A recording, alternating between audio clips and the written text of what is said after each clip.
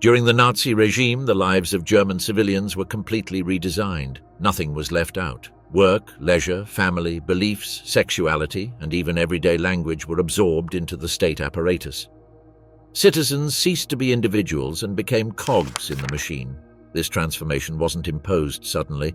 It was constructed through laws, rituals, promises of stability, and symbolic rewards. Propaganda infiltrated classrooms, popular songs, and children's games. Those who adapted were rewarded. Those who deviated disappeared. Surveillance wasn't just police-related. It was domestic, workplace, and intimate. How was daily life shaped under a total dictatorship? To what extent did the population cooperate with their own loss of freedom, and how many of these totalitarian habits survived the fall of the regime? When freedom faded out, civil life under the Reich. German democracy did not die suddenly. It gradually faded, day after day, decree after decree, until citizens awoke to a completely different reality. When Adolf Hitler was sworn in as Chancellor in January 1933, many Germans believed it was just another political appointment within the Republican system. They could not imagine that they had just witnessed the beginning of a social transformation that would alter every aspect of their daily lives.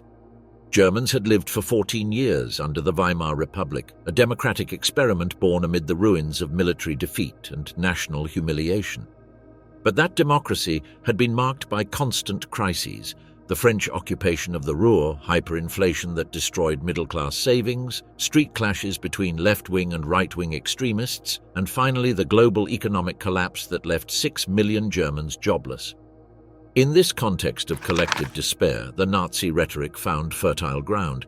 Hitler didn't just promise jobs or economic stability. He offered something deeper: the restoration of national pride, the creation of a community united by blood and destiny, and the promise that Germany would regain its place as a great European power. For millions of Germans exhausted by years of crisis, this message sounded like a salvation. The change began subtly, but inexorably. In February 1933, the fire at the Reichstag building provided the perfect pretext for suspending basic civil liberties. The emergency decree that followed seemed unremarkable in a republic that had lived under states of exception for much of its existence. However, this time the measures would not be temporary. Freedom of the press disappeared first. Opposition newspapers were closed or forced to publish only government-approved news. Radio, which reached millions of German homes, became an instrument of state propaganda. Foreign broadcasters were banned, and listening to them became an act of treason. Freedom of assembly followed suit. Independent political demonstrations were banned, while Nazi parades multiplied. German streets were filled with red flags bearing swastikas, brown uniforms, and martial chants. Public space ceased to be a place of civic encounter and became a stage for political theatrics.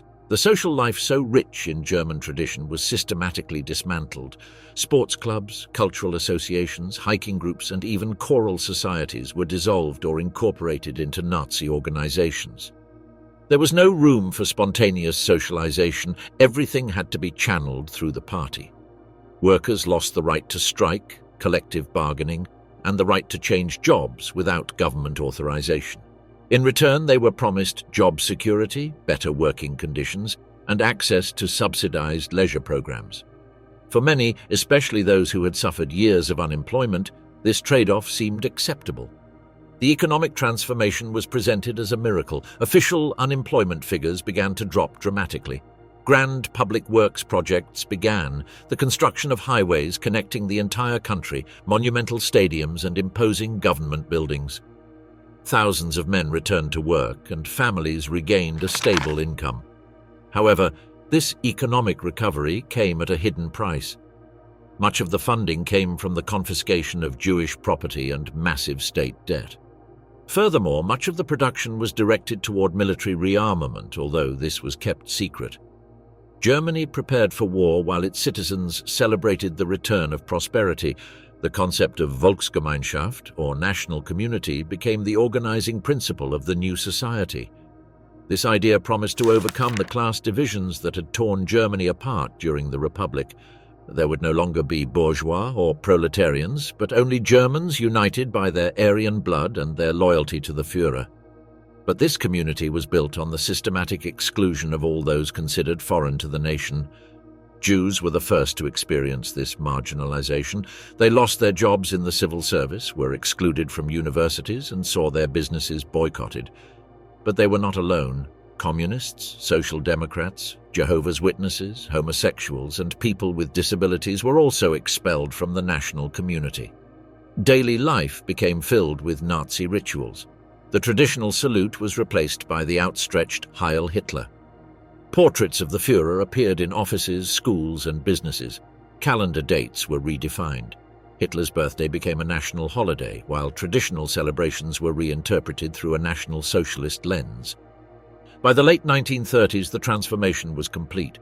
Germans lived in a society where every aspect of their lives had been politicized. Their work, leisure time, social relationships, and even their emotions had been placed at the service of the totalitarian state. Many had accepted this change in exchange for economic stability and national greatness. Others had simply adapted for survival. When war finally arrived in September 1939, German civilians had already been prepared for 6 years to sacrifice their freedom on the altar of obedience.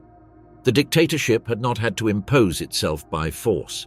It had seduced its victims with the promise of a perfect community. Führer's mothers, female sacrifice in the Nazi utopia. Nowhere were the contradictions of the Nazi project more evident than in its policies toward women.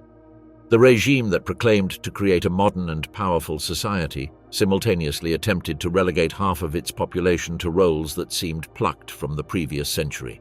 This tension between modernity and tradition, between economic necessity and racial ideology, profoundly marked the experience of millions of German women during the years of the Third Reich.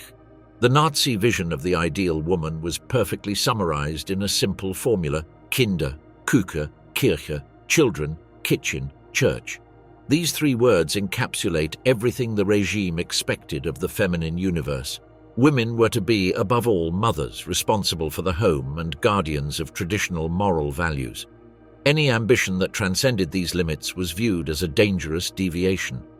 Mother's Day became one of the most important celebrations in the Nazi calendar. It was not simply about honoring mothers, but also about exalting motherhood as the highest patriotic service a woman could render to the nation. Ceremonies included the presentation of official decorations: bronze crosses for mothers of 4 children, silver crosses for those of 6, and gold crosses for those who had given birth to 8 or more Aryan offspring. These ceremonies were grand spectacles. The honored mothers paraded through the main streets, received public honors, and enjoyed special privileges such as jumping lines at stores. The message was unequivocal. Fertility was patriotic, and multiple motherhood constituted national heroism. To encourage births, the state developed a sophisticated system of economic incentives. Newly married couples could access interest-free loans that were progressively reduced with each child born. Large families received direct subsidies, discounts on public services, and preferential access to social housing. Reproductive life had become an economically profitable career. However, these benefits were strictly limited to couples considered racially worthy.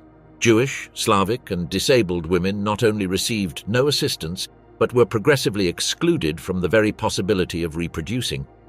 Forced sterilization was applied to tens of thousands of women considered genetically inferior.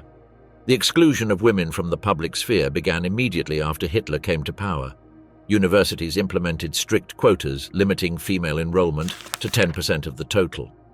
Thousands of female professors, doctors, lawyers, and civil servants were dismissed to make room for unemployed men. The justification was both economic and ideological.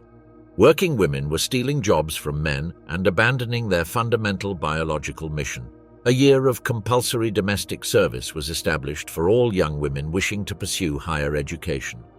For 12 months, they were required to work unpaid in rural households, charitable institutions, or families with many children.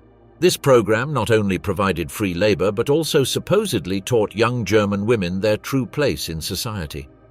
Despite all the rhetoric about returning home, economic reality forced the regime to betray its own principles. Labor shortages, especially after the outbreak of the war, forced the massive re-entry of women into the workforce. Between 1933 and 1944, the number of women workers increased from 4 to more than 7 million. This contradiction was handled with remarkable cynicism. Officially, women were not working, but temporarily assisting the war effort. Their wages remained substantially lower than men's, and their labor contribution was minimized in official propaganda. The fiction was maintained that their natural place remained in the home, even though they spent 12 hours a day in arms factories. Rural women underwent a paradoxical transformation under Nazism. While urban women saw their opportunities restricted, peasant women were encouraged to participate in party organizations, travel, and pursue education. This apparent liberation responded to strategic objectives, integrating the countryside into the national project and preparing rural women for the demands of a war economy. Thousands of young rural women left their villages for the first time to participate in labor programs or work in urban factories. Although they were still considered inferior to men, these experiences gave them an economic and social independence unthinkable in the past. Many never returned to traditional rural life. The control of female sexuality became a state obsession. In the cities, authorities constantly monitored women's sexual behavior, especially their possible contact with Jews or foreigners. Interracial relationships were considered crimes against German blood and were punishable by imprisonment or internment in concentration camps. Strict codes were established regarding dress, makeup, and public behavior. Women were not to wear excessive cosmetics, wear skirts that were too short, or adopt fashions considered foreign. Acceptable femininity was restrained, maternal, and completely subordinated to the state's racial objectives. At the same time, the regime paradoxically promoted sexual promiscuity among young, single Aryan men as a means of increasing the birth rate.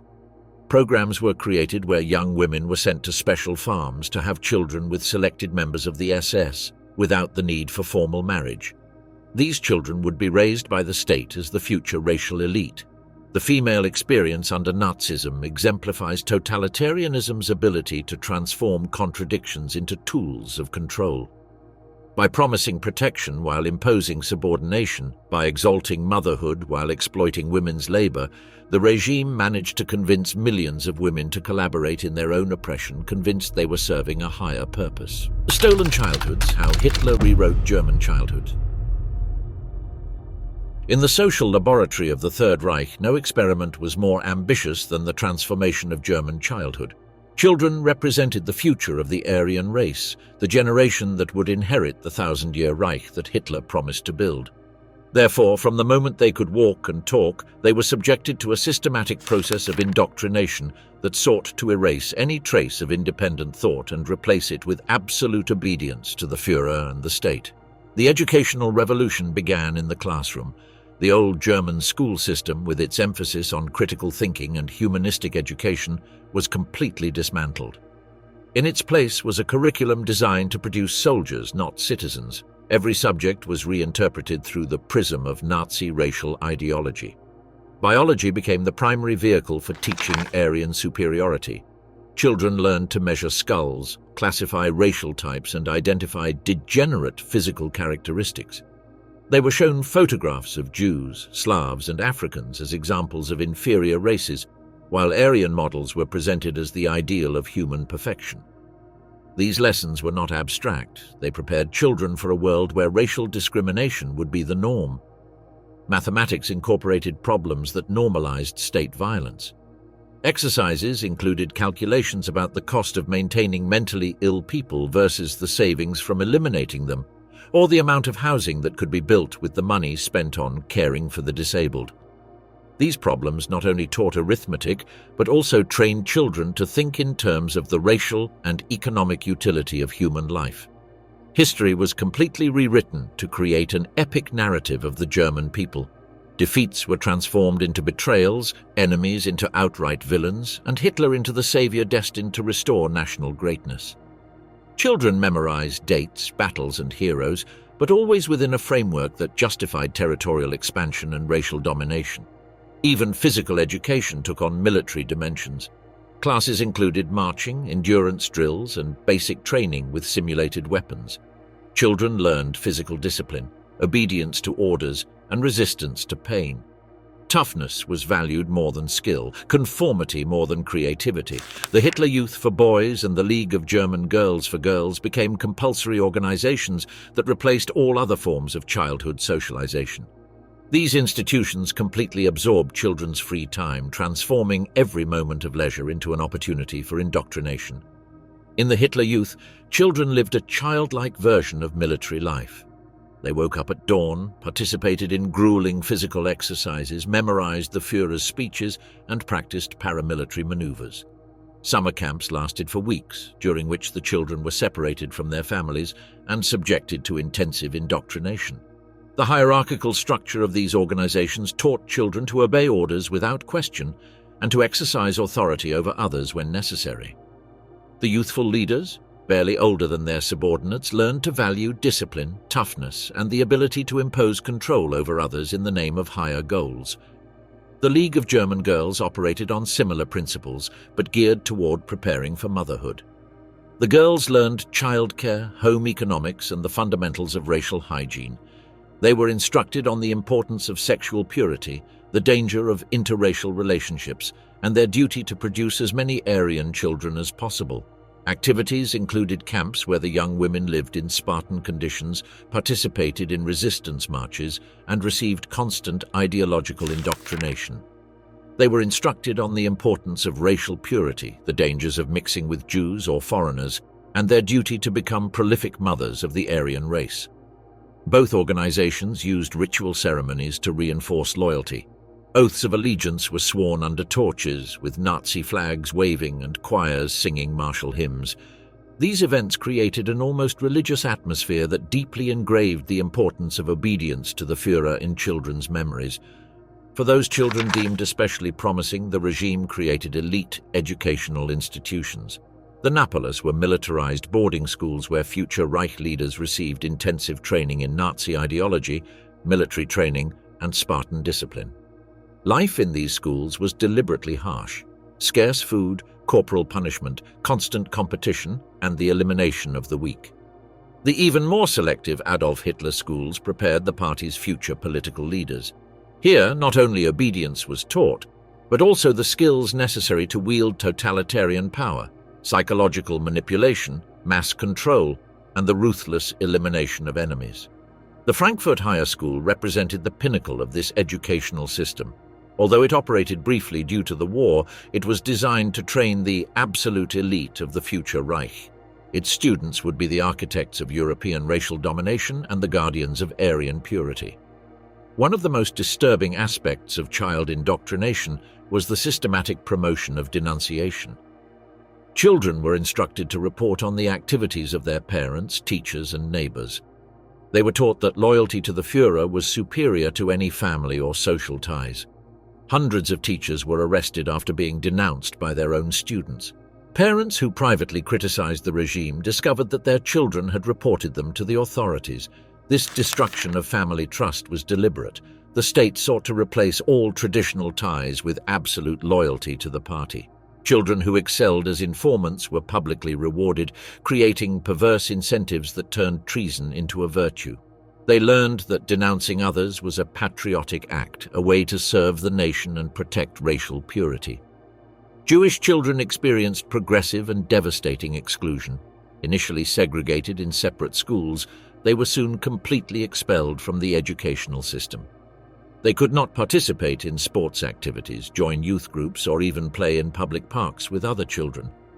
This exclusion was not only legal but also social. Aryan children were instructed to avoid any contact with Jews, treating them as carriers of racial contamination.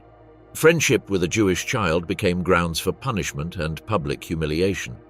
As persecution intensified, many Jewish children were separated from their families and sent abroad through emergency evacuation programs. Others simply disappeared, victims of deportations that were initially presented as resettlement, but actually led to extermination camps. The control of children's thoughts represented perhaps the most sinister aspect of the Nazi project. By capturing minds during their earliest years, the regime attempted to create a generation incapable of conceiving alternatives to totalitarianism. Children grew up without knowing freedom, diversity, or critical thinking. Monitored fun, pleasure turned into a weapon of the regime. Nazi totalitarianism reached its most sophisticated form when it succeeded in turning leisure time into an instrument of domination. Through the Kraft durch Freude, strength through joy organization, the regime demonstrated that absolute control required not only repression but also the ability to define what constituted fun, relaxation, and happiness for millions of people. This institution represented one of the most innovative experiments in social manipulation in modern history. The KDF was born from a profound understanding of mass psychology. Nazi leaders knew that it was not enough to provide jobs. They also needed to convince workers that their new situation represented a fundamental improvement in their lives. Organized leisure became the perfect vehicle for this illusion. It allowed for the creation of pleasurable experiences that were directly associated with the regime, generating gratitude and emotional loyalty. The organization operated under a seemingly generous principle to democratize luxury. Activities that had traditionally been reserved for the elite, trips abroad, Mediterranean cruises, vacations in the Alps, would now be accessible to ordinary workers. This promise had extraordinary emotional power in a society that had suffered years of economic deprivation. The KDF cruise ships became the most visible symbol of this policy. Ships like the Wilhelm Gustloff were specifically designed to transport German workers to exotic destinations, the Spanish coast, the Norwegian fjords, the Mediterranean islands. Passengers were carefully selected based on criteria of political loyalty and racial purity, turning these voyages into rewards for good behavior. On board, the experiences were meticulously choreographed. Passengers participated in community activities, listened to lectures on German culture, and sang patriotic songs under the stars. Every moment of pleasure was imbued with ideology. The workers returned home not only relaxed, but also deeply grateful to the regime that had made these experiences possible.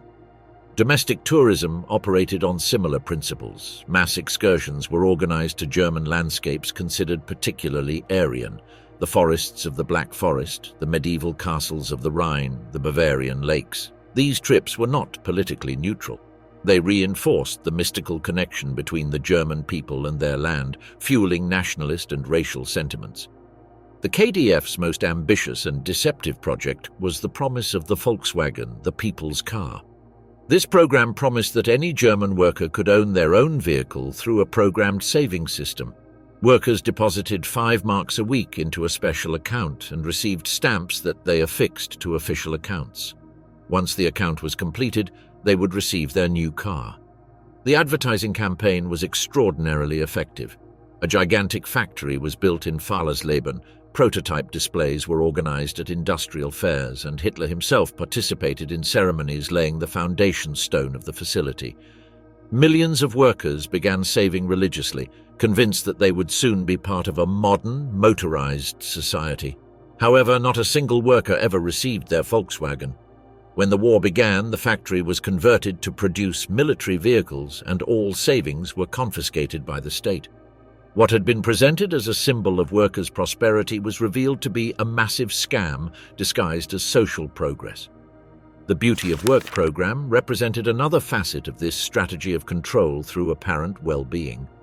Under this program, the physical conditions of thousands of factories were improved. Modern changing rooms were installed, walls were painted in cheerful colors, clean dining rooms were built, and rest areas with gardens were created.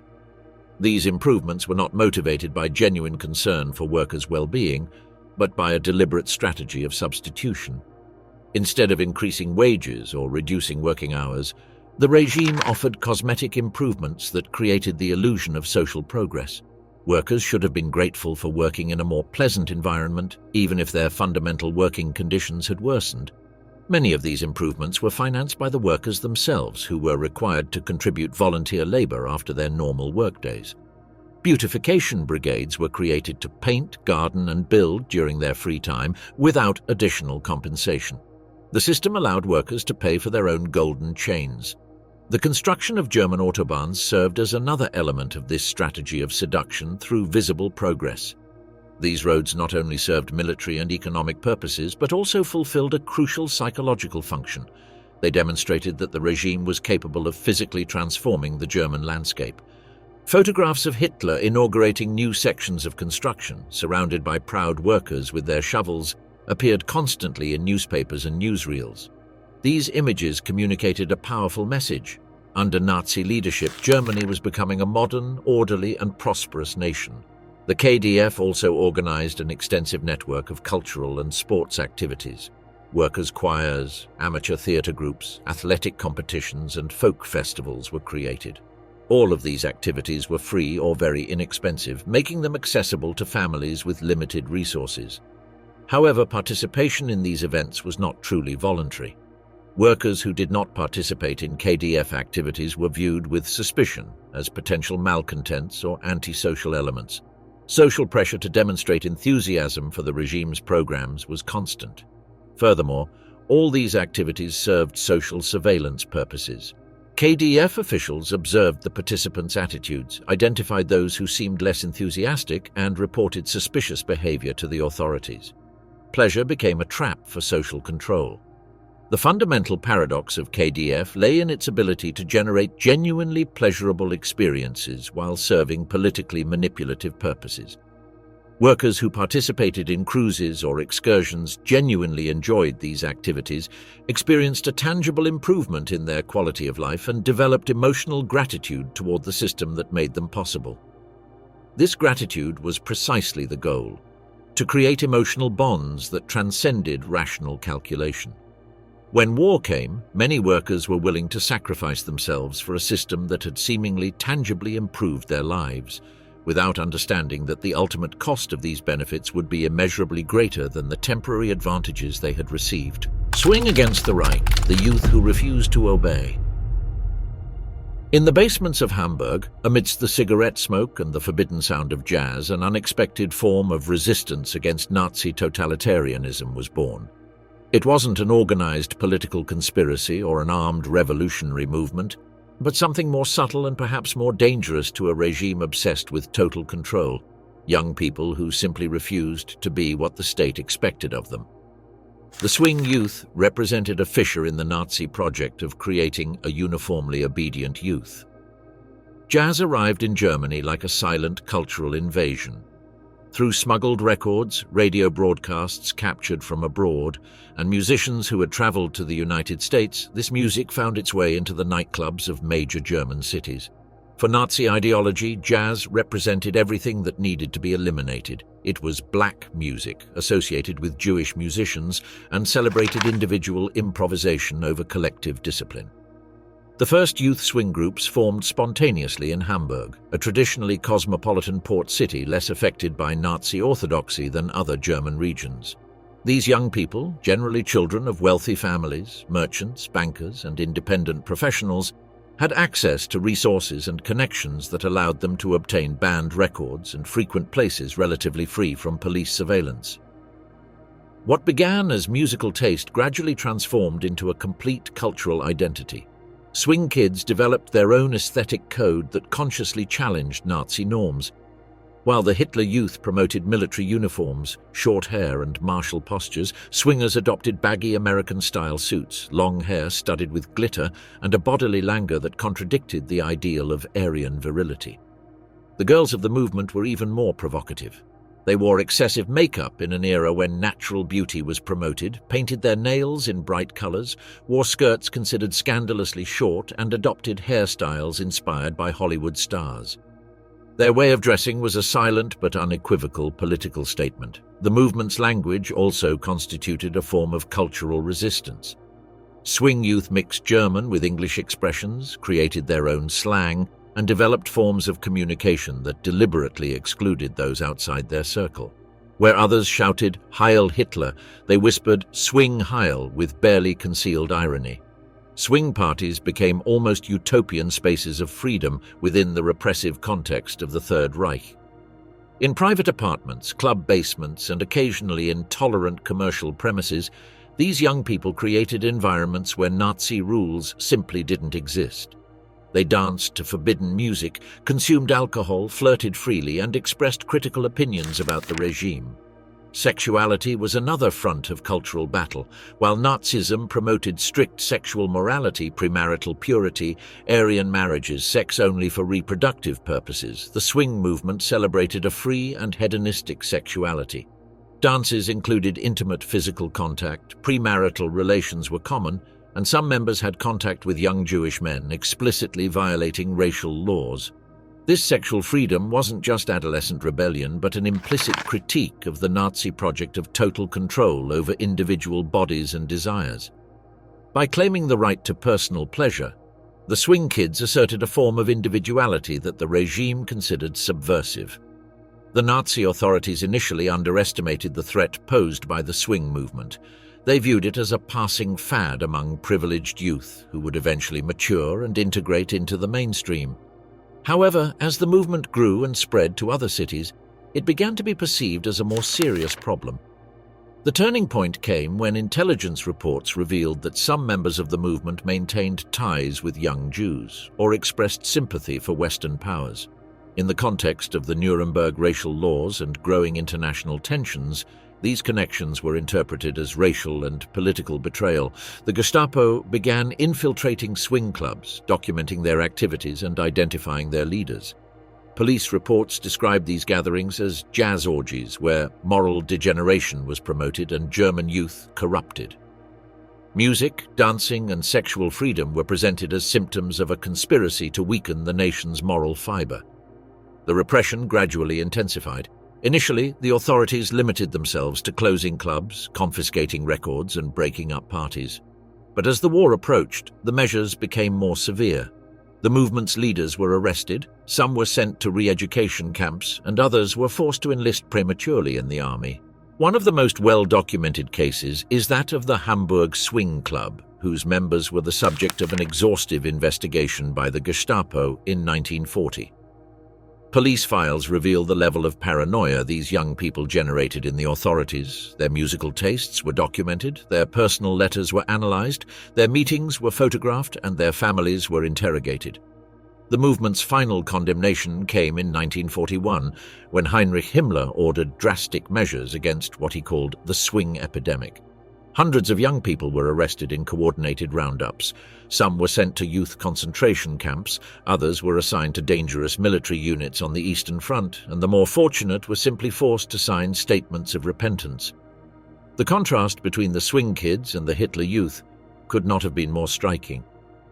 While the latter promoted discipline, sacrifice, obedience, and preparation for war, the swing movement exalted creativity, pleasure, individuality, and connection with non-German cultures. This difference transcended the superficial.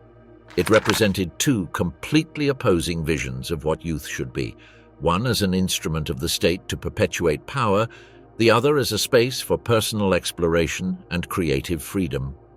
For the Nazi regime, allowing this second vision to flourish would have meant admitting that there were more important values than obedience to the Führer.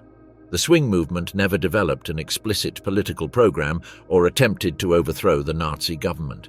Their resistance was existential rather than ideological. They simply refused to allow the state to define how they should live, what they should listen to, how they should dress, or with whom they could associate. This form of cultural resistance proved particularly threatening to a totalitarian regime because it was difficult to combat without resorting to overt repression. Swing kids didn't violate specific laws or commit acts of sabotage. They simply existed differently than the state expected. Their legacy transcends music and fashion. They demonstrated that even in the most oppressive circumstances, human beings can find ways to preserve spaces of freedom and authenticity. Their silent dance in the basements of Hamburg was an act of faith in the possibility of resisting the total standardization of human experience. When the war finally ended and Germany began to rebuild, many of the values the swing kids had championed, individuality, cosmopolitanism, cultural freedom, became pillars of the new democratic society. Their seemingly frivolous resistance had preserved the seeds of a freer future, the Aryan loot, the economic plunder that financed the Third Reich. Behind the supposed Nazi economic miracle lay a more sinister reality, the systematic and planned theft of the property of German Jewish citizens. Aryanization was not a spontaneous process of popular violence, but a calculated and meticulously executed operation that transformed anti-Semitism into tangible wealth for the state and its Aryan beneficiaries. This massive dispossession not only financed the regime's economic growth, but also ethically compromised millions of ordinary Germans in the genocidal project. The strategy began with apparent restraint. In April 1933, the regime organized a nationwide boycott of Jewish businesses that, although it lasted only a day, established a crucial precedent. The Jewish economy was legitimately subject to attack in the name of German national interests. Members of the SA stood in front of stores with threatening signs, photographed customers who dared to enter, and marked the windows with identifying symbols. This seemingly minor event served multiple strategic purposes. First, it gauged popular reaction to anti-Semitic persecution, confirming that the majority of Germans would be willing to tolerate or even support anti-Jewish measures. Second, it sent a clear signal to the Jewish business community that their future in Germany was uncertain. Third, it began the psychological process of normalizing economic exclusion as a legitimate policy. Over the following years, the regime implemented a strategy of gradual strangulation. Jewish doctors lost their licenses to practice in public hospitals.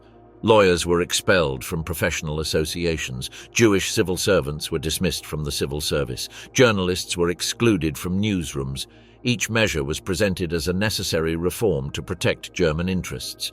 Jewish businesses began to face insurmountable bureaucratic obstacles. They were denied import permits, their credit applications rejected, and their contracts with public institutions cancelled. Aryan suppliers were pressured to cut off business relations with Jewish companies, while customers were deterred through social intimidation campaigns. The process accelerated dramatically after 1935 with the promulgation of the Nuremberg Laws. These not only legally defined who was Jewish, but also established the legal framework for total economic exclusion. Jews were prohibited from hiring Aryan employees, participating in trade fairs, advertising in German publications, or accessing strategic sectors of the economy. The bureaucratic machinery of Aryanization was extraordinarily sophisticated. Specialized offices were created in each region to catalog Jewish property, assess its value, identify suitable buyers, and oversee transfers. Notaries, appraisers, bankers, lawyers, and tax officials participated in a system that turned dispossession into a routine administrative procedure. The prices paid for Aryanized properties were consistently below their true market value. Jewish sellers had no real bargaining power. They knew that if they rejected the offers, their properties would simply be confiscated without compensation. Many accepted sales for fractions of the true value, considering it preferable to outright confiscation. Buyers were carefully selected based on criteria of political loyalty and racial purity. Party members, war veterans, public officials, and businessmen with Nazi connections received preference. This system created a new class of regime beneficiaries whose prosperity depended directly on the continuation of anti-Semitic policies. Department stores represented particularly attractive targets for Aryanization. These companies, many founded by Jewish families in the 19th century, had accumulated valuable properties in the commercial centers of major German cities. Their transfer into Aryan hands not only generated immediate profits, but also eliminated efficient competitors from the market. The case of the Hermann Tietz department store perfectly illustrates this process. This chain, one of Germany's most successful, was forced to sell its properties at ridiculously low prices. The new Aryan owners retained the prime locations, the developed infrastructure, and even many of the non-Jewish employees, but eliminated all connection to its original founders. Jewish financial institutions suffered a similar fate. Centuries-old banks were liquidated or absorbed by Aryan competitors. The savings of decades of labor were confiscated under various legal pretexts. Business networks built over generations were dismantled and redistributed among politically correct beneficiaries. Kristallnacht in November 1938 markierte die Übergang zur finalen Phase der Aryanisierung. This organized pogrom, officially presented as a spontaneous explosion of popular indignation, served as a pretext for mass expropriation. The Jews were held collectively responsible for the damage caused during the violence and forced to pay a fine of 1 billion marks. At the same time, Jews were prohibited from owning businesses, stocks, bonds, jewelry, artwork, or other valuable assets. Everything had to be sold to Aryan buyers at prices set by the authorities. This massive transfer of wealth occurred within a few weeks, under the strict supervision of officials specializing in legalized plunder. The beneficiaries of Aryanization were not limited to big business. Ordinary German families bought confiscated furniture, clothing, musical instruments, books, and household items at symbolic prices at auctions organized by the tax authorities. These mass sales were advertised in local newspapers and attracted crowds of enthusiastic buyers. The Nazi state used the proceeds from Aryanization to finance multiple strategic objectives. A considerable portion was allocated to military rearmament, which consumed enormous resources, but had to be kept relatively secret until 1939. Another portion financed visible social programs such as subsidized KDF vacations, marriage loans, and improvements to workers' housing. This vertical redistribution, from Jew to state, from state to Aryan citizen, created a perverse system of collective complicity. Millions of Germans experienced tangible material improvements directly related to the persecution of their former Jewish neighbors. Repression was transformed into personal prosperity. The figures for the plunder are staggering in their magnitude. Historical research estimates that more than 100,000 Jewish businesses were Aryanized between 1933 and 1942. The total value of the transferred assets considerably exceeds the resources Germany received after the war through the Marshall Plan. Aryanization represented one of the most massive transfers of wealth in modern history. Beyond its economic impact, Aryanization served crucial psychological and political functions for the regime. It demonstrated to Aryan Germans that the persecution of Jews generated tangible benefits for them. It created a large class of beneficiaries whose prosperity depended on the continuation of Nazi policies, and it normalized the concept that state violence could be economically profitable. By the time the war began and the final solution was implemented, Aryanization had paved the way, both logistically and psychologically, for genocide. The Germans had already accepted that Jews had no right to property. The step toward denying them the right to life was tragically smaller than it might have seemed. The legacy of Aryanization transcended the Nazi period. The beneficiaries retained much of their ill-gotten wealth after the war, and many German families built their post-war prosperity on foundations that included stolen goods. Restitutionary justice was limited and incomplete, allowing the fruits of plunder to become permanently integrated into the German economy. The Reich of Fear, how Germany was silenced. In the Third Reich, political opposition wasn't simply defeated, it was so completely erased from existence that even the memory of its possibility faded from public consciousness. This process of annihilation didn't depend solely on state violence, although this was brutal and systematic. Its true power lay in the creation of a system of social surveillance so pervasive that it transformed every citizen into a potential vigilante and every private conversation into a mortal risk. The dismantling of German democracy followed a calculated sequence that revealed the strategic sophistication of the Nazi project. First, the communists were eliminated, using the Reichstag fire to justify mass arrests of KPD leaders. The radical left disappeared in a matter of weeks, its leaders sent to the first concentration camps, and its organizational networks were completely dismantled. The Social Democrats followed soon after. Their long democratic tradition and respect for the rule of law made them easy prey for a regime that had no qualms about violating all constitutional norms. Their newspapers were shut down, their offices occupied, and their leaders arrested. The SPD, which had been the backbone of the Weimar Republic, evaporated almost without resistance. Trade unions suffered a similar fate. May Day 1933 was, paradoxically, the last day of freedom of association in Germany. After allowing traditional celebrations to avoid suspicion, the SA occupied all the country's union headquarters the following day. Labor leaders were arrested, their files confiscated, and their funds stolen. In a few hours, decades of labor organizing were reduced to ashes. The Conservative and Liberal parties were dissolved through a combination of political pressure and targeted terror. Their leaders, although they had initially collaborated with Hitler in the hope of controlling him, discovered they had become complicit in their own destruction.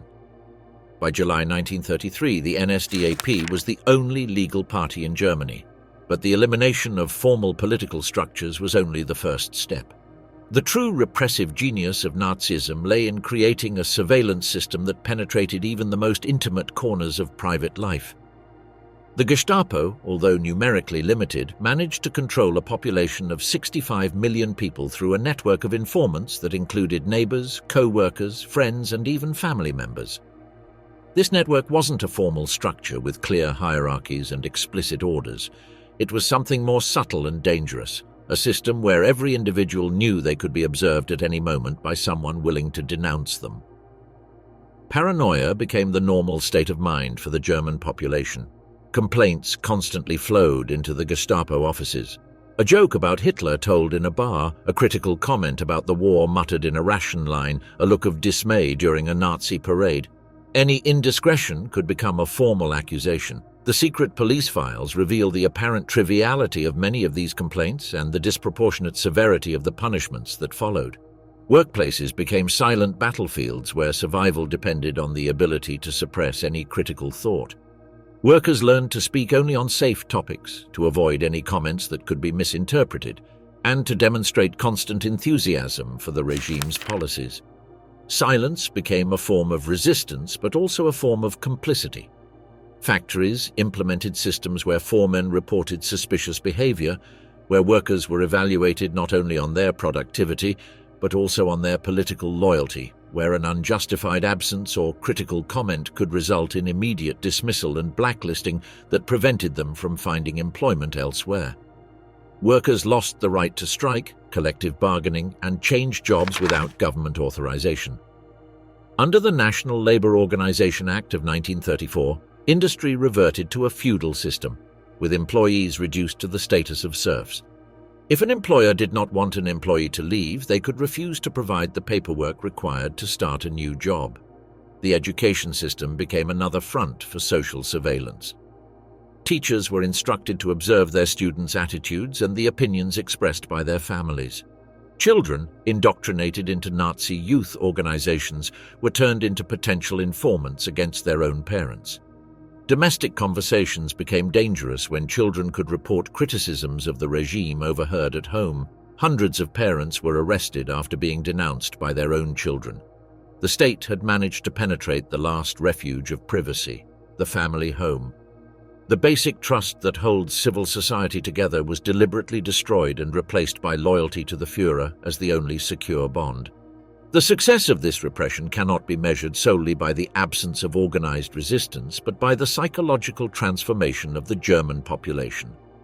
Millions of people had learned to think only what was permitted, to express only what was approved, to desire only what the state deemed appropriate.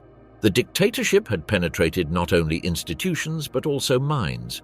When war came, this psychologically prepared population was willing to accept enormous sacrifices, participate in mass murder, and continue fighting even when defeat was inevitable. Repression had achieved more than just silencing opposition. It had created a society incapable of moral resilience. The legacy of this repressive system endured beyond the end of the war. Social distrust, the inability to form genuine political ties, and a tendency to seek external authorities to define the truth marked German society for decades. Post-war democracy had to be rebuilt not only on the physical ruins of bombed cities, but also on the psychological debris of a society that had forgotten how to be free. Despite the pervasive terror, subtle forms of resistance existed that demonstrate that humanity was not completely eradicated. In some factories, passive sabotage was practiced, deliberately slowing down production, making mistakes that damaged machinery, feigning illness to reduce output. These actions were nearly impossible to prove, but they could significantly affect production targets. There were also instances of silent solidarity. Workers discreetly warning colleagues about impending raids, supervisors who failed to see small acts of sabotage, doctors who falsified medical certificates to help people avoid military service. These small cracks in the repressive system were important because they preserved the possibility of values other than those imposed by the state. Intellectuals and artists faced a particular form of repression that sought not only to silence them, but also to erase their past cultural influence. The book burning of May 1933 was only the most visible symbol of a broader cultural purge that included the banning of thousands of works, the expulsion of writers and academics, and the rewriting of German cultural history. Universities were coordinated by expelling Jewish, liberal, or social democratic professors and replacing them with Nazi academics or regime sympathizers. Academic freedom disappeared, and scientific research was subordinated to the ideological objectives of the state. Critical thinking was replaced by the repetition of racial and nationalist dogmas. The media became extensions of the propaganda ministry. Journalists were organized into a state-controlled professional chamber, and only those with Nazi credentials were allowed to practice their profession. Information was replaced by propaganda, and reality was filtered through the regime's political objectives. By 1939, the project of annihilating political opposition was essentially complete. There were no alternative parties, independent unions, free press, autonomous universities, or public spaces where dissent could be expressed. More importantly, the very capacity to imagine political alternatives had been systematically destroyed.